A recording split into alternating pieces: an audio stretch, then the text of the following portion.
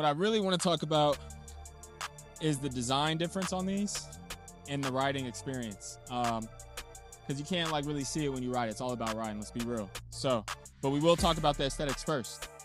So if you look at both of them, if you pan out and you look at both of them, you can see how they haven't really changed much. You can see the DNA has pretty much stayed the same, except the front ends are drastically different but similar. They did a great job of just creating a perfect evolution into this bike. You can go forward in time, back in time, and you still feel like you have a top of the line machine and you're not missing out on anything, okay? And to be honest, when I see this, sometimes I wish I had that.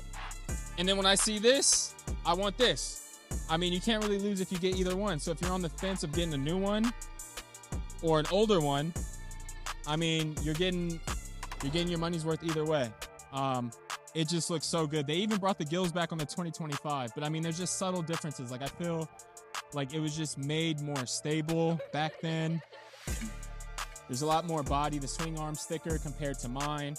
Obviously, over the years, the idea is to make the bike lighter, faster, more flickable, and more easy to ride fast. So I'll get into the riding experience. I actually had the pleasure of taking both of these, this more than this one. I got the pleasure of riding it hard through this canyon here on 9 Mile. And I ran it 9 Mile, New Combs, AFH, to Mexico.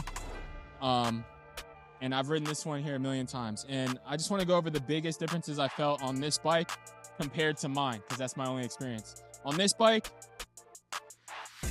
it's a little bit lower to the ground. I can almost flat foot this one. So if you're a little bit of a shorter rider like me, I mean, I'm like 5'10", I can't really flat foot on that one, but on this one I can. So what does that do?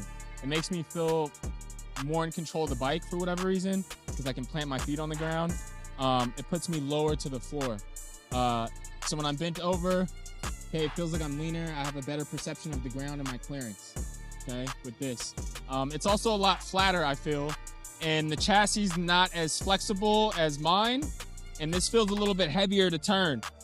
And the speed is much more linear, although this is a throttle by wire, whereas mine is throttle by, oh no, this is an analog throttle on here.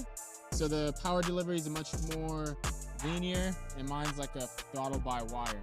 So that one is much more sensitive when you pull on the throttle, and much more dynamic. Okay. Another big difference on here is my feet position when I'm tucking my knee. It's not as aggressive. It's almost a little bit flat, so I can stay really upright.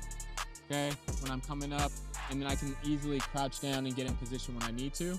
But like I said, it's more rigid. So when you're going fast and you flick it, it's a little slow to turn. It's a little slow to turn. You get used to it, but you just have to plan for that if you're trying to ride it hard. It's not going to be as forgiving as the 2024 when you're riding it hard. But that's to be expected. They're 14 years apart. But other than that, I mean, it's just absolutely amazing. And I have no complaints.